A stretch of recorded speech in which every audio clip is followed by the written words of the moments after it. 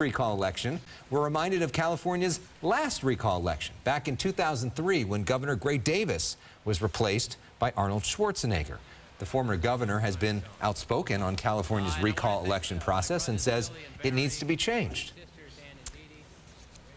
So we welcome former Governor Gray Davis. We thank you for joining us live here on Fox 11 News at 10 o'clock. So results that you expected. You and I were talking earlier tonight. Yes, actually, this is more than I expected. This is really a resounding defeat, 2-1. If the margin holds up, that's larger than the margin the governor had when he was first elected. And I think it's a great credit to the people of this state because a lot has been asked of them to shelter in place, to wear a mask, to get 2 vaccines, to bring their child back to school. Happily, that's working out, which is great. But then to have to ask them to vote on September 8th when they're just barely completing their summer.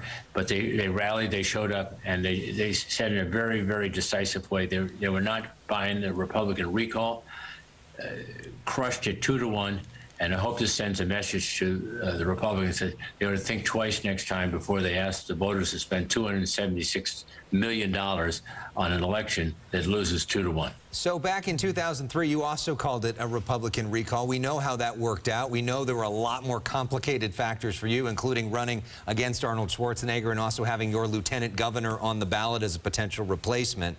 But I'm wondering, as a man, on a human level, there's only been 2 recalls in the history of California, yours and now Governor Newsom's election tonight. What's going through your mind personally watching this tonight?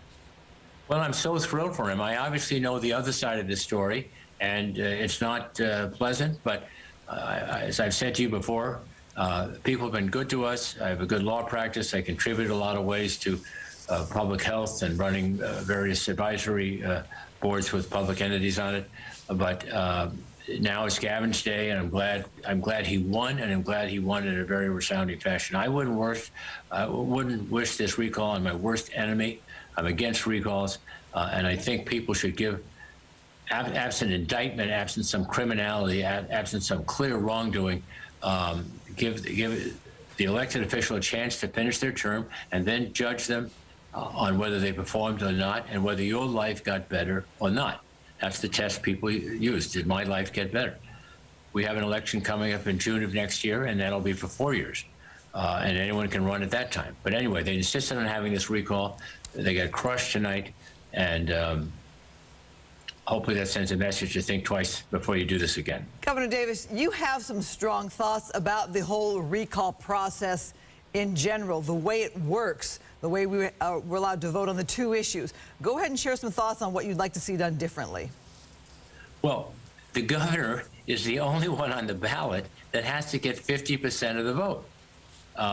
I got 45% of the vote back in the day. Arnold got 49% of the vote, but he didn't have to get 49% of the vote. Bustamante, the lieutenant governor, got 31%. If Arnold got 32%, he would have been the governor, even though I would have gotten more votes than he did. So this is a game of Russian roulette. At some point, the governor will not get 50%, but come close, say 48%. His opponent will get, let's say, 38%, but he will become governor. That does not seem fair to me, and I don't think it seems fair to voters, whatever their party. And several deans of law school have said it's unconstitutional. It may well be, but it's certainly not fair. So what I suggest is eliminate question number 1 on the ballot. There's just one question. Who shall fill the remainder of the governor's term? If he doesn't win, he is recalled, and the person with the most votes becomes the governor for the remainder of his term. That way, everyone is under the same burden. They just have to get more votes than everyone else on the ballot. The people who want to recall get an election. They have a chance for their person to win, but the governor's not held to a higher standard than anyone else on the ballot. Well, we'll see. We know that the state legislature is interested in doing recall reform, have already hinted at that strongly, that could be coming. We'll see if they adopt your policy or not. Governor Davis, thank you for making time for us on a historic night in California.